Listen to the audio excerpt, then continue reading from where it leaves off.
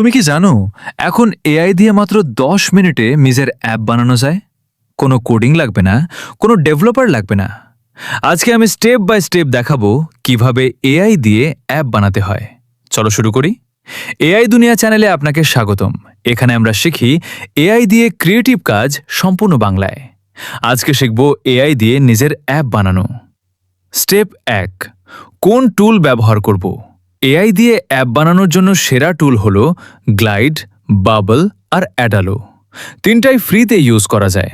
আজকে আমরা গ্লাইড দিয়ে বানাবো, কারণ এটা সবচেয়ে সহজ। স্টেপ 2, গ্লাইডতে অ্যাকাউন্ট খোলো। glideapps.com-এ যাও। গুগল দিয়ে ফ্রি সাইন আপ করো। লগ ইন করলে ড্যাশবোর্ড দেখবে।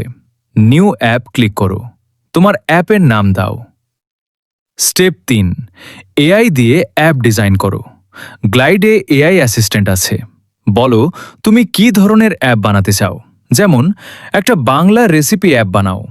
এআই নিজেই অ্যাপের স্ট্রাকচার, ডিজাইন সব তৈরি করে দিবে।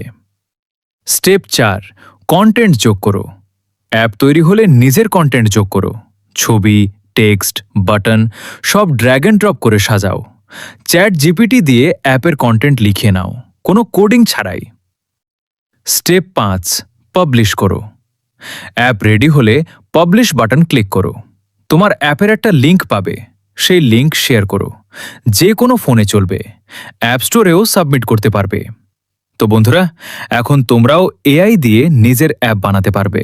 ভিডিওটা ভালো লাগলে লাইক দাও, সাবস্ক্রাইব করো আর কমেন্টে বলো তুমি কী ধরনের অ্যাপ বানাতে চাও।